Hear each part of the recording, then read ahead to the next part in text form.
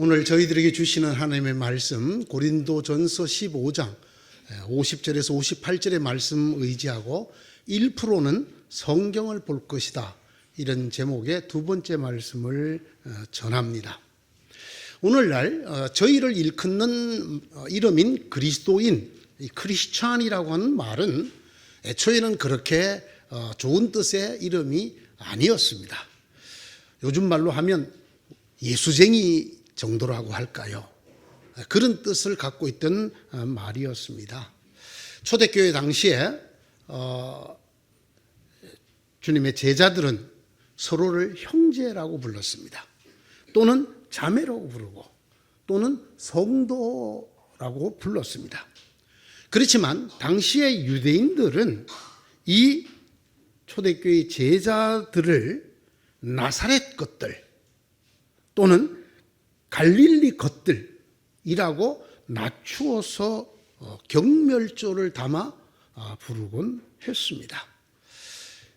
이런 일들의 연결선상에서 안디옥에서 예수님의 제자들을 일컫는 이름이 하나 더 만들어지게 됐습니다. 그것은 그리스도의 것들, 그리스도에게 속한 것들이라고 하는 그런 말이었습니다.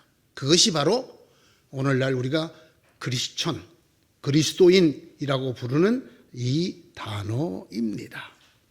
갈릴리 것들, 나사렛 것들, 이런 다분히 경멸의 뜻이 들어있던 그런 이름과 같은 그런 수준으로 그리스도에게 속한 것들이라는 그리스도인이라는 이름을 만들게 되었습니다. 이 말이 그런 경멸조였다는 것을 보여주는 성경 구절이 있습니다. 그건 사도행전 26장 28절인데요. 바울이 동족에 의해서 체포가 돼갖고 재판을 받게 될 때 자기가 어떻게 해서 이렇게 되었는가를 증언하게 됩니다.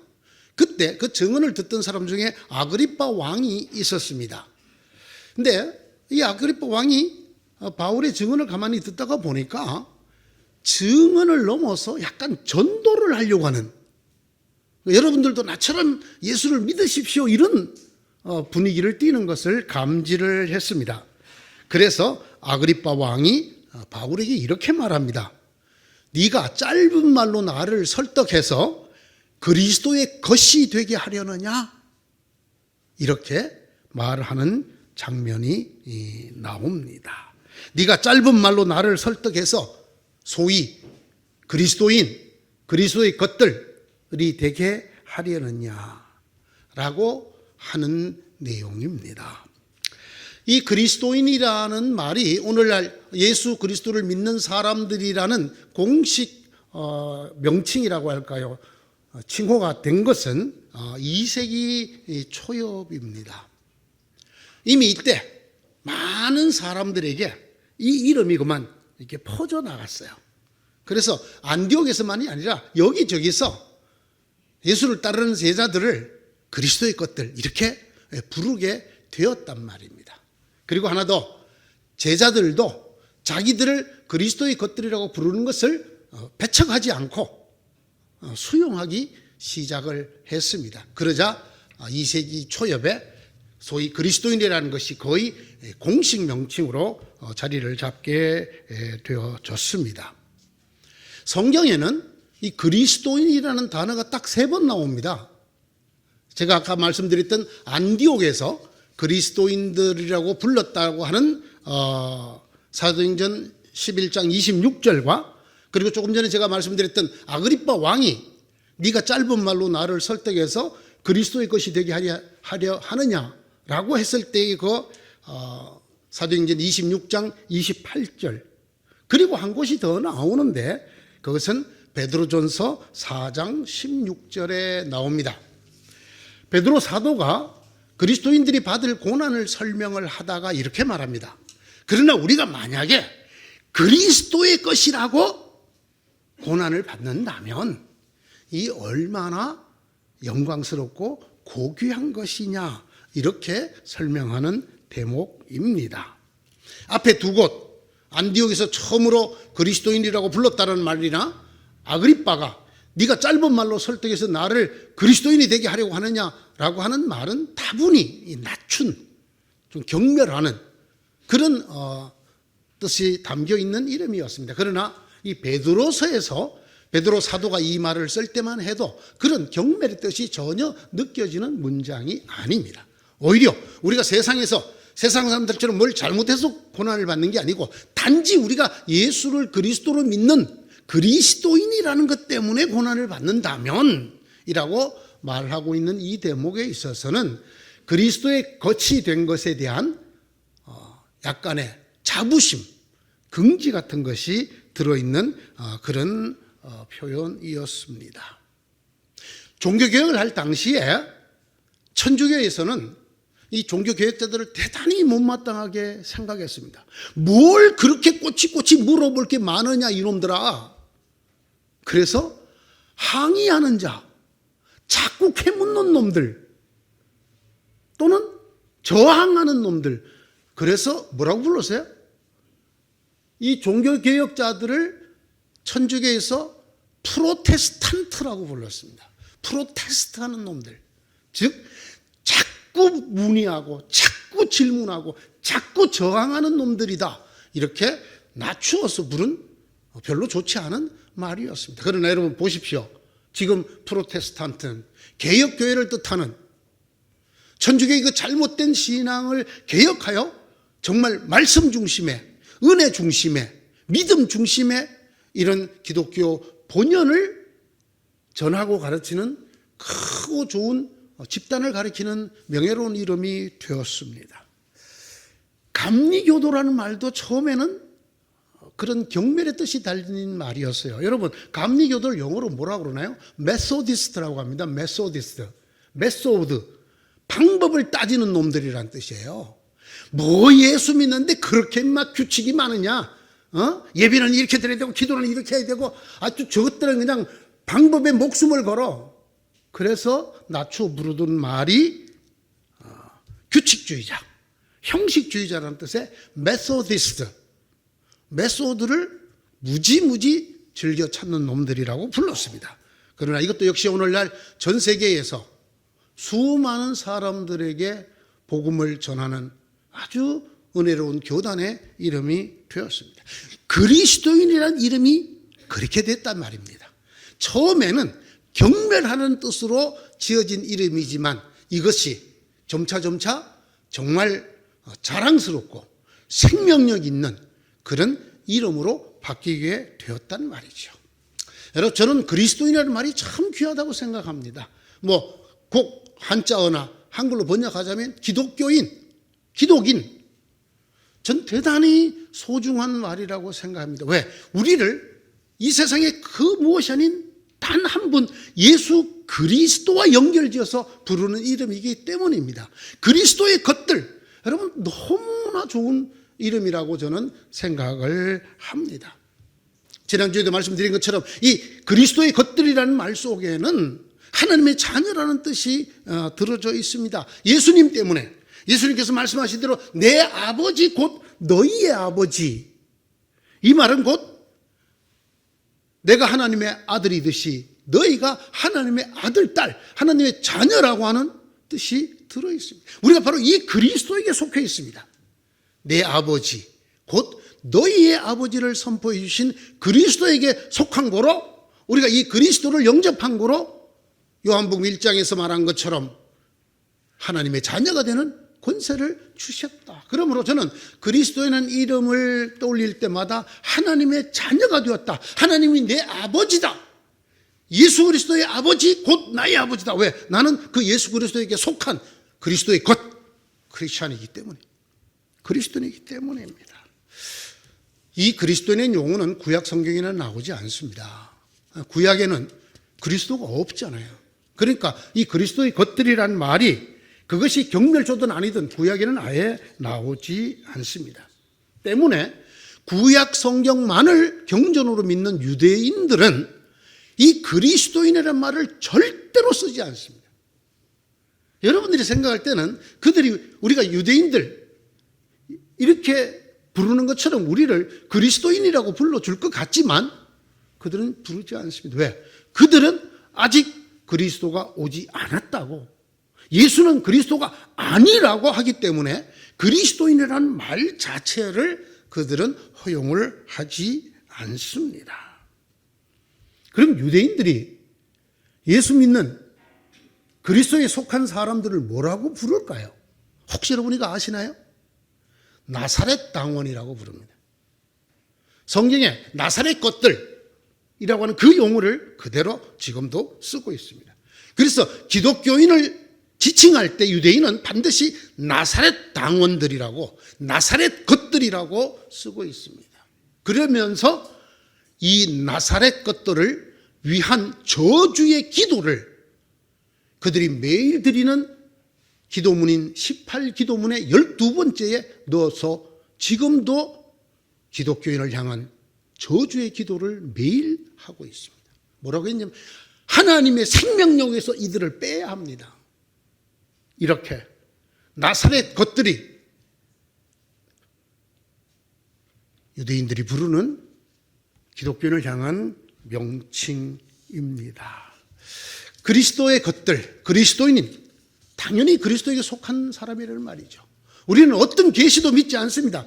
예수 그리스도를 통한 계시만 믿습니다. 누가 뭐 이걸 보았네 저걸 보았네 여기 이런 말씀인지 저런 말씀인지 믿지 않습니다. 우리는 히브리서 1장 1절 2절에 나온 그대로 예수 그리스도를 통한 계시만 믿습니다. 하나님께서 옛적에 여러 선지자들을 통해서 이 모양 저 모양으로 부분적으로 전하시던 것을 이 모든 것의 마지막 날에 예수 그리스도를 통하여 우리에게 말씀하셨다. 우리는 이것을 믿는 사람들입니다. 그리스도인의 말씀에는 이 뜻이 들어있습니다. 예수께서 말씀하신 대로 하나님의 뜻대로 계시를 받아 전하는 나 외에는 하나님을 계시할 자가 없다. 그런데 여러분, 예수를 안 믿으면서 하나님을 알 수 있다라고 하는 말을 그리스도인은 받아들일 수가 없습니다. 예수 그리스도 밖에는 하나님의 계시자가 없기 때문입니다. 뿐만 아닙니다. 우리는 어떤 중보자도 믿지 않습니다. 우리를 죄와 죽음에서 건져내어 줄 구속자도 우리는 예수밖에 없습니다. 예수님이 우리를 위해서 죽으셨습니다. 예수님께서 우리를 위해서 하나님 앞에서 우리를 중보하십니다. 여러분, 그리스도인들에게 이 세상에 예수 그리스도 외에 우리의 죄와 죽음을 중보해주고 구속해 줄 자가 어디에 있단 말이에요. 이것을 우리는 구원이라고 말하는데 구원자가 예수 외에 어디에 있단 말입니까? 우리는 유일하신 구원자, 유일하신 계시자요 유일하신 구원자이신 그리스도에게 속한 것들입니다. 우리는 그 그리스도를 믿는 사람들입니다. 하나 더, 예수 외에 누가 부활했습니까? 우리가 그리스도에 속한 것들이라는 이름이 자랑스럽고 생명 있고 은혜로운 것은 그 그리스도 안에 부활이 있기 때문에, 그러므로 우리는 예수 그리스도가 그래 하셨던 것처럼 부활에 참여할 자격을 그리스도 안에서 얻은 부활의 자녀들이 되었습니다. 이게 바로 그리스도인이라는 이름의 뜻입니다.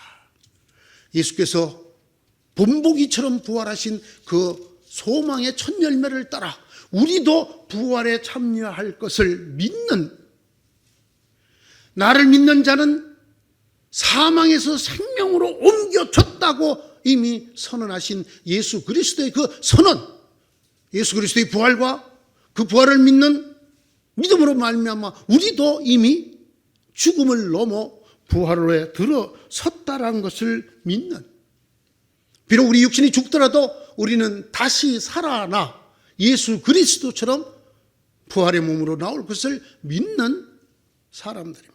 이것을 그리스도에 속한 것들이라는 이름이 담고 있습니다. 그리스도인에게 또 하나의 이름이 있습니다. 오늘 제가 전하고 싶은 것은 바로 이 이름입니다. 그것은 고린도 후서 2장 15절에 나오는 이름입니다.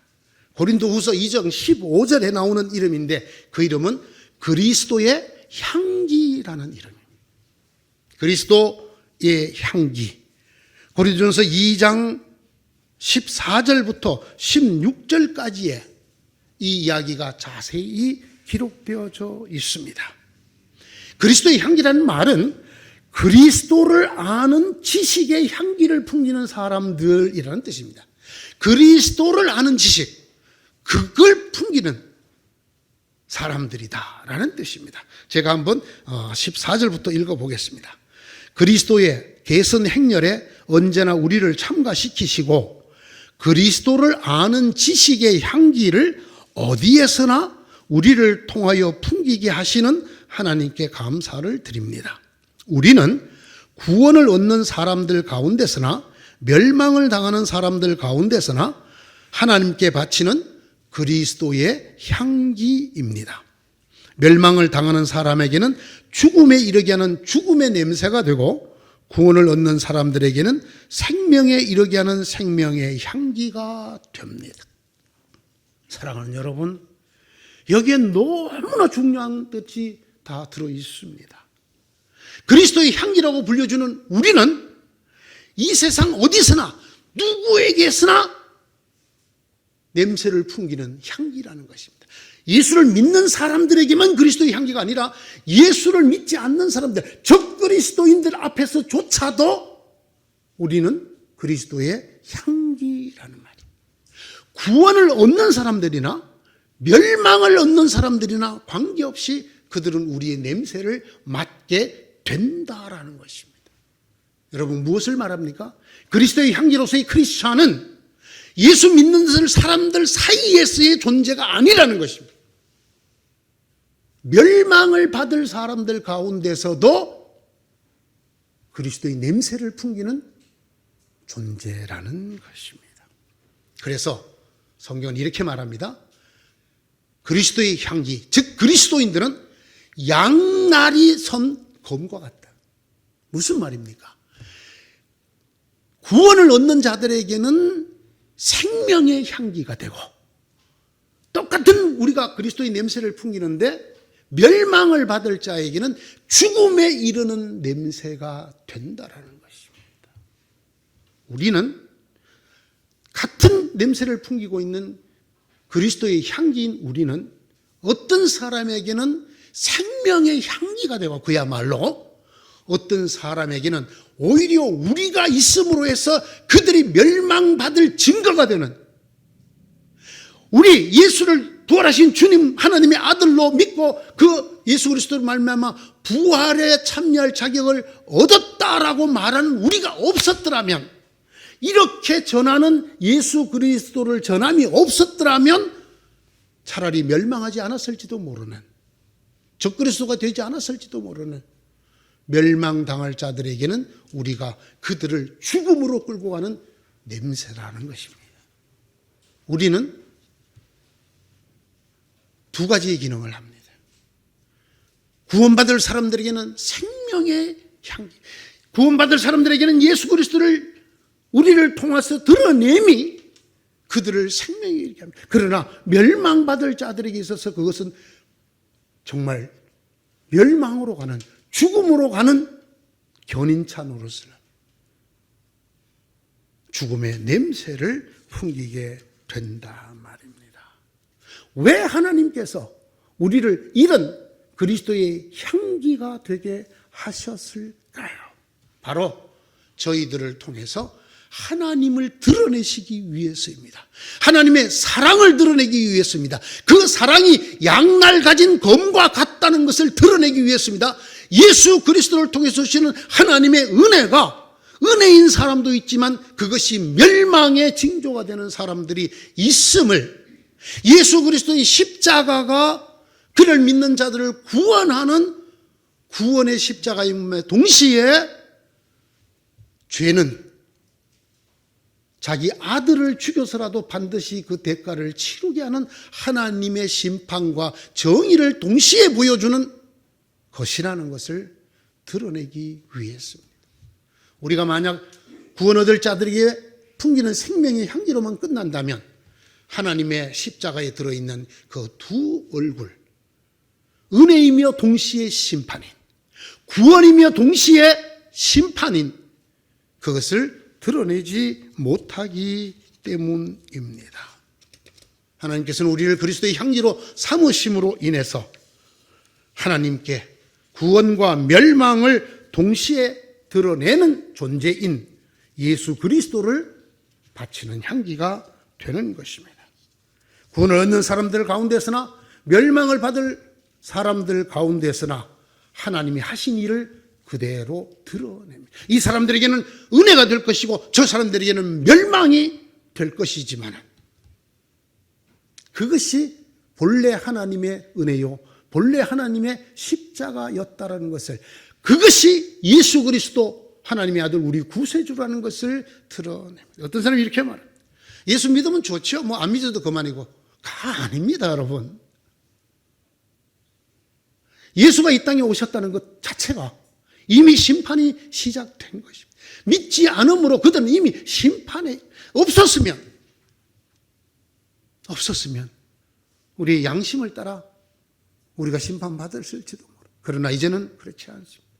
빛이 없었더라면 모두가 어둠 속에 살았을 것입니다. 그러나 빛이 있었기 때문에 빛을 향한 사람은 그 빛의 밝은 세상에 들어갈 것이고 빛을 등진 사람은 더 어두운 어둠에 빠지게 될 것이라는 말씀입니다.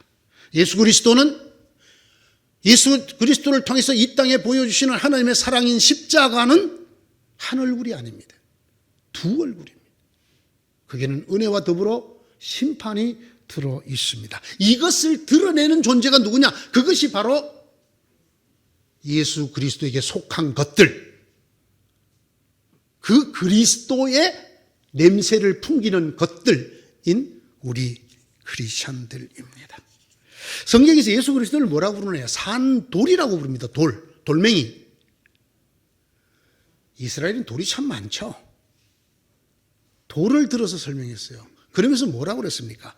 어떤 사람들은 그 돌에 걸려 넘어진다. 그 돌에 부딪혀 부서져. 그러나 어떤 사람들에게는 그 돌이 머릿돌이 돼요. 예수님을 산돌이라고 부를 때부터 벌써 예수님의 이 두 가지 측면, 구원의 머릿돌이 될 것이냐, 멸망의 걸림돌이 될 것이냐, 그 두 가지를 다 가진 예수 그리스도 산돌을 이 땅에 하나 놓아 두신 분이 하나님이십니다. 앞서도 말씀드린 것처럼 예수 그리스도의 십자가는 그림자가 하나가 아닙니다. 둘입니다. 구원받을 사람들에게는 하나님의 능력과 지혜입니다. 그러나 멸망받을 사람들에게는 예수 그리스도의 십자가만큼 어리석고 미련한 것이 없다고 고린도전서 1장에서 말씀하고 계십니다. 여러분에게 십자가는 어떤 그림자입니까? 하나님의 능력이요? 하나님의 지혜입니까? 어리석기 짝이 없는 미련한 것입니까?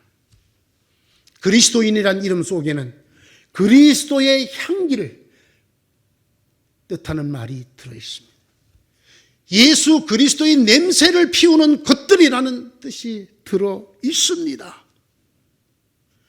양쪽 날이 선 검과 같은 예수 그리스도, 구원의 산돌이며 동시에 걸려짐과 넘어짐과 패망의 걸림돌도 되는 우리 주님 예수 그리스도를 드러내는 사람들, 예수 그리스도의 냄새를 풍기는 것들입니다.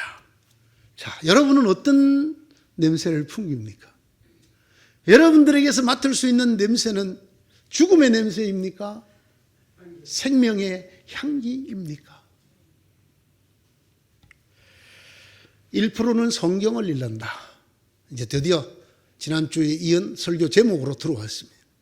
1%는 성경을 읽는다. 그러나 99%는 그리스도인을 읽는다. 1%는 성경을 읽는다. 그러나 99%는 그리스도의 것들을 읽는다. 유명한 미국의 무디 목사가 한 말입니다. 원문은 이렇습니다.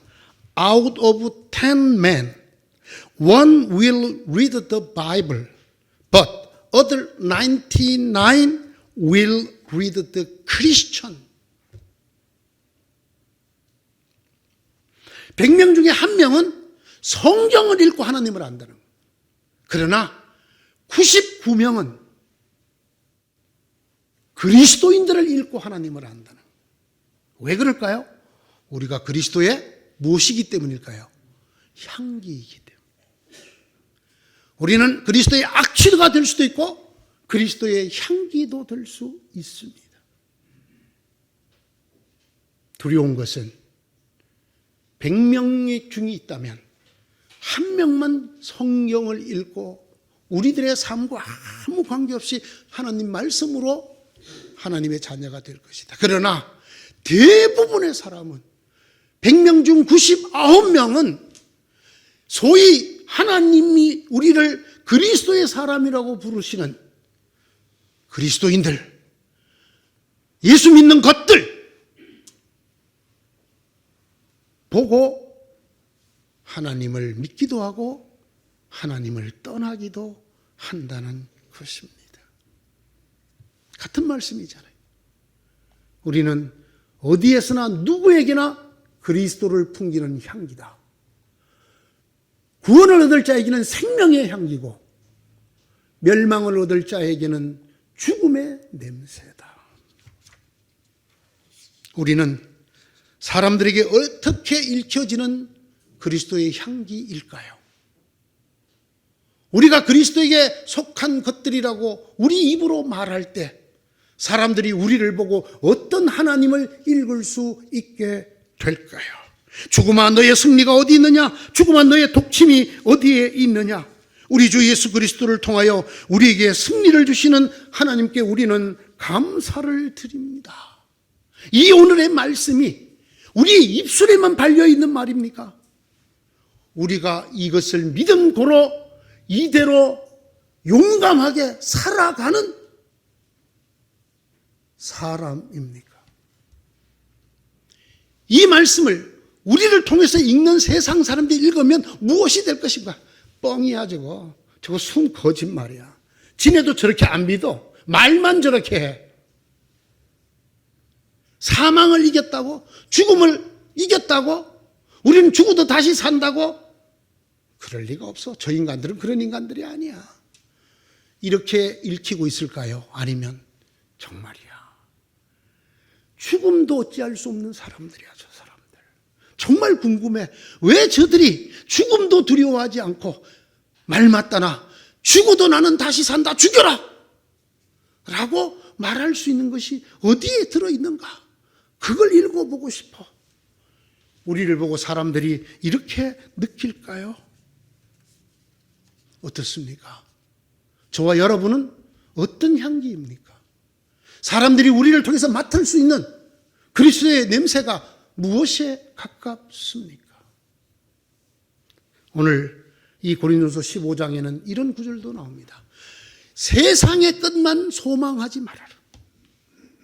부활이 없는 사람들처럼 세상의 것들만 소망하지 말아라. 그럼 뭘 소망합니까? 우리는 죽음 너머를 소망합니다. 입으로는 우리가 이렇게 말합니다. 그리스도의 부활을 얘기할 때마다 우리가 이렇게 말합니다. 이 땅에 있는 것은 다 문토마도 못하다고. 바울의 표현을 빌어서 우리가 다 배설물로 여긴다고. 그러나 그렇게 말하는 그 사람의 삶이 눈이 뻘게 가지고 수단 방법을 안 가리고 이 세상의 것을 소망하고 움켜쥐려고 하는 사람으로 세상 사람들에게 읽힌다면 우리는 부활의 향기를 풍기는 냄새일까요? 아닐까요? 이 땅의 것은 다 쓸모없고 지나가는 것이고 죽어서 가져갈 것도 하나도 없고 우리는 하나님 안에 금은 보화가 쌓였고 우리는 죽음 저 너머의 세상을 소망한다고 말하면서도 보세요. 더 크고 화려한 교회를 짓기 위해서 이 땅의 왕들과 부자들이 했던 것처럼 거대한 돈을 들여서 우리가 얼마나 부한가를 보이려고 몸부림치는 수많은 기독교 지도자들, 크리스찬들, 그들을 통해서 이 세상 사람들이 무슨 냄새를 맡을까요? 인디안 추장이 백인을 만났는데 그 중에 그리스도를 전하는 백인을 만나고 그런 얘기를 했다 그러죠. 빠빠라기에 나오는 얘기입니다. 나는 그들이 믿는 게 하나님의 아들 부활하신 예수인 줄 알았는데 가만히 들여다보니까 그들은 돈을 믿더구만. 여러분은 어떻습니까? 세상 사람들이 그리스도의 향기인 우리에게서 부활의 냄새를 맡을까요? 돈의 냄새를 맡을까요?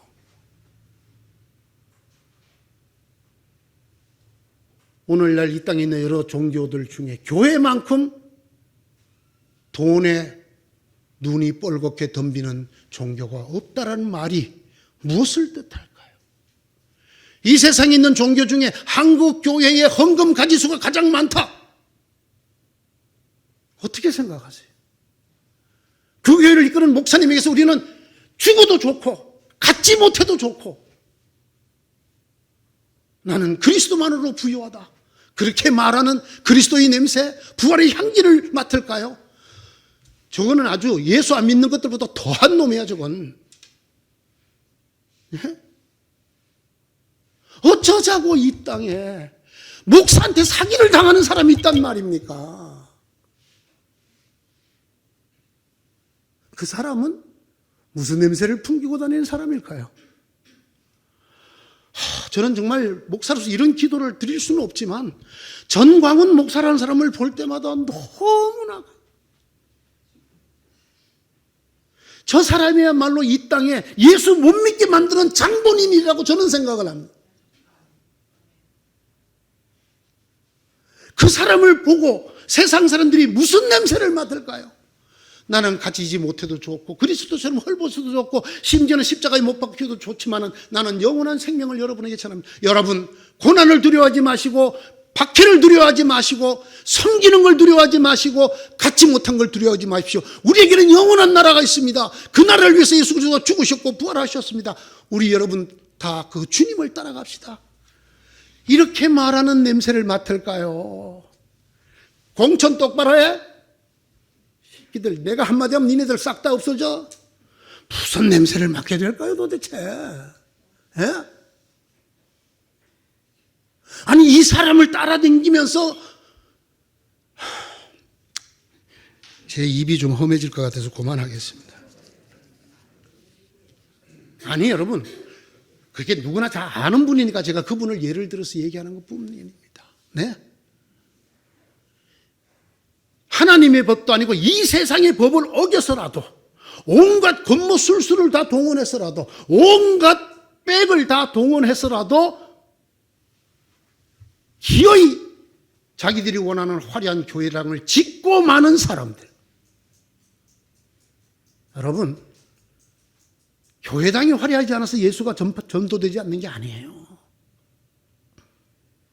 예수 믿는 사람들이 복권 1등에 매주 예수 믿는 사람만 당첨되지 않아서 전도가 안 되는 게 아니에요. 우리가 바라는 게 뭡니까? 세상 사람들보다 더 세속적이고 더 더럽고 더 추하고 아주 교회당을 질 때나 교회가 무슨 기도원을 살 때나 당회를 할 때 들어보면 이게 과연 십자가를 믿는 사람들이 많나? 하늘의 밀이 땅에 떨어져 죽어야 사느니라. 내가 온 것은 섬김을 받으려 함이 아니고 섬기려 왔노라. 세상에서는 너희가 고난을 당하겠으나 두려워하지 말아라. 과연 이 주님을 믿는 사람들이 맞을까요? 사랑하는 성도 여러분, 얘기를 좀 좁히겠습니다. 부활절이 얼마 전에 있었어요. 제가 왜 이 부활 설교를 오래 하는지 알아요? 부활절에 저한테 카드 하나 보내는 인간이 없어요. 부활이 없는 기독교가 무슨 기독교입니까? 부활을 자랑하고 부활을 나누지 않고 어떻게 기독교가 있단 말입니까? 연말이 되면 실그머니 카드가 와요. 날씨가 더울 때는 카드 안 보냅니까? 우리가 자랑할 것이 예수 그리스도의 부활이 아니라면 그 부활하신 예수님 태어나신 탄생이 무슨 의미가 있죠?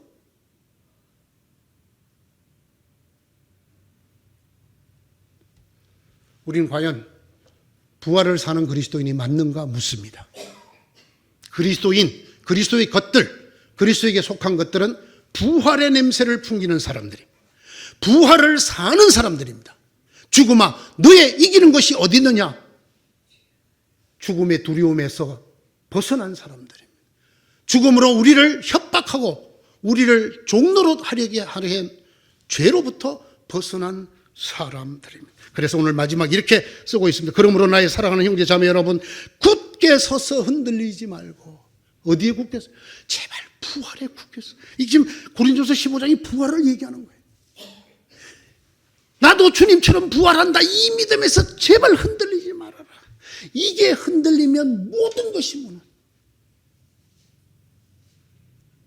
그리고 주님의 일을 더욱 많이 하십시오. 지금까지도 주님이 일한다고 힘들고 어렵고 고난당했던 사람들에게 부활을 든든히 믿고 주님의 일을 더 하라는 거예요. 그러면 마지막에 우리의 수고가 주님 안에서 헛되지 않는데 우리는 죽음 너머로 부활로 모든 것을 얻게 된다고 가르치니, 이 사람과 반대되는 사람이 누구냐? 앞에 나옵니다. 31절인가요? 이 세상에 속한 것만 소망하는, 내일 죽을지 모르니 죽음이 끝인데 부활이 없는데 먹고 마시자, 그는 사람. 그러나 우리는 그렇지 않습니다. 우리 그리스도에게 속한 것들은 부활을 압니다. 부활을 믿습니다. 부활을 얻을 자격이 우리 속에 들어 있습니다. 우리는 이 땅의 것만 소망하는 것이 아니라 죽음 너머를 소망합니다.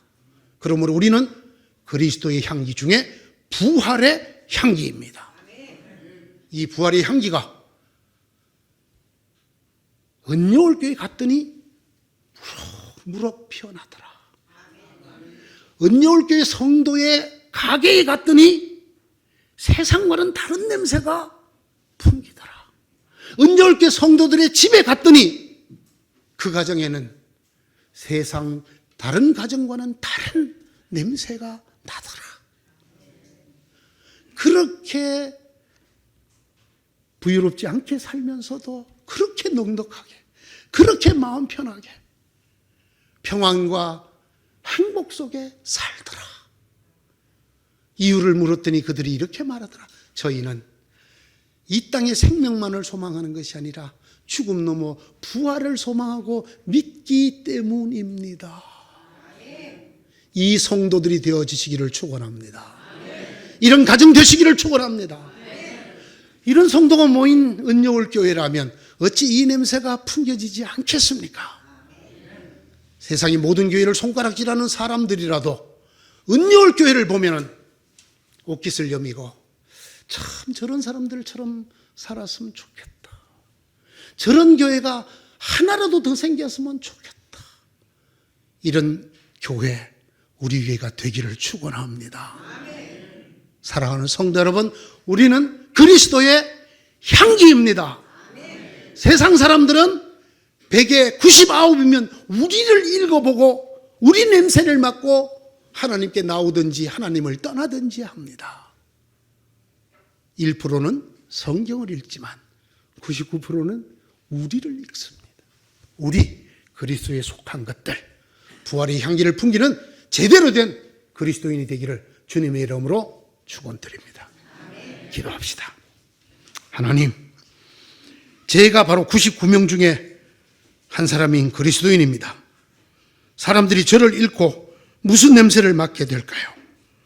날마다 옷깃을 여밉니다. 저희가 진정으로 그리스도의 부활에 참여하는 성도다운 부활의 냄새를 풍기는, 이 세상의 냄새가 아니라 죽음 너머의 냄새를 풍기는 저희들이 살게 하여 주옵소서. 저희 모든 가정들이 그런 가정이 되게 하여 주옵소서. 저희 온 성도들이 그런 성도들이 되게 하여 주옵소서. 우리 주님 예수 그리스도 이름으로 기도드리옵나이다. 아멘.